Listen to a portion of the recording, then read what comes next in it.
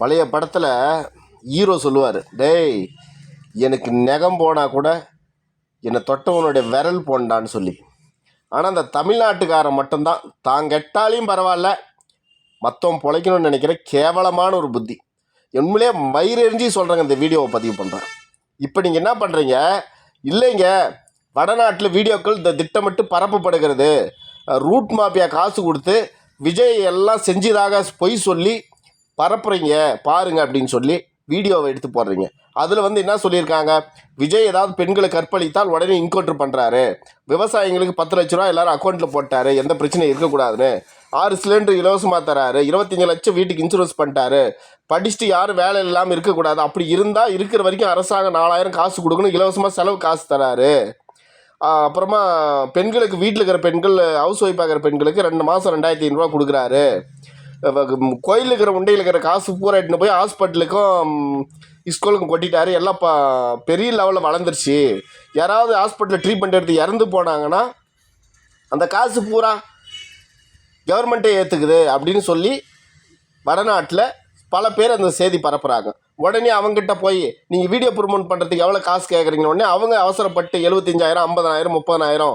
அப்போ முன்னாடி வீடியோ பரப்புனீங்களே விஜய் பற்றி பேசுகிறீங்களா, அதுக்கு எவ்வளோ வாங்கினா 75,000 25,000 அவன் எதுவும் யதார்த்தமாக போட்டான். அதை எடுத்து தூக்கி தமிழ்நாட்டில் போட்டு வடநாட்டுக்காரனுக்கிட்ட அனுப்பிச்சி விட்டு அவனுங்களும் உஷாராக்குறீங்க. இந்த பாருங்கள், இவர் தமிழ்நாட்டோட முதலமைச்சர் ஆகிட்டார். எதை வச்சு ஆனார், இதே இன்ஸ்டாகிராம் யூடியூப்பு இதே தானே. ரூட் மாஃபியா கொடுக்குற காசை வச்சு நிறைய பேர் யூடியூப்பில் வீடியோ 30,000 இன்ஸ்டாகிராம் ஐடி வாங்கியிருக்காங்க, யூடியூப் ஐடி வாங்கியிருக்காங்க, ஃபேஸ்புக் ஐடி வாங்கியிருக்காங்க. வாங்கி ஏதோ ஒன்று பண்ண முடிஞ்சா அவங்க தமிழ்நாட்டுக்காரனை, அது சீமான்லாம் ஏதோ இவங்களை எதிரி மாதிரியே பார்த்த மாதிரியும் இவங்களை திட்டுற மாதிரியும் இவர் அரசியலுக்கு வரக்கூடாதுன்னு ஆரம்பத்தில் எதுக்குற மாதிரியே அவரை சொல்லி 4% ஒழிச்சு கட்டி அந்த மனுஷன் பாவம்.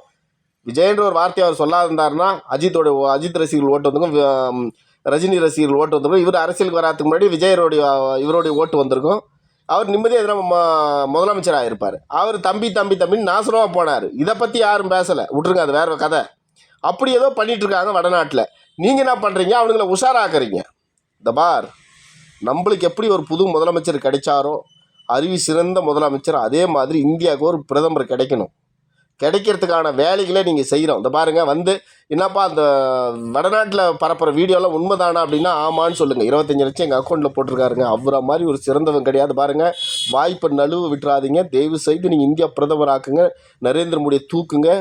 கூட்டணி கட்சி ஆகிறாரு ராகுல் காந்தி, ஏங்க அவன் தத்திங்க, சும்மா இருங்க. நீங்கள் எங்கள் தலைவர் தாங்க, அப்படி செய்கிறாருங்க எங்கள் ஊருக்கு, வேறு மாதிரி இருக்குதுங்க அப்படிலாம் சொல்லுங்கள் நீங்கள் வடநாட்டுக்காரங்கிட்ட.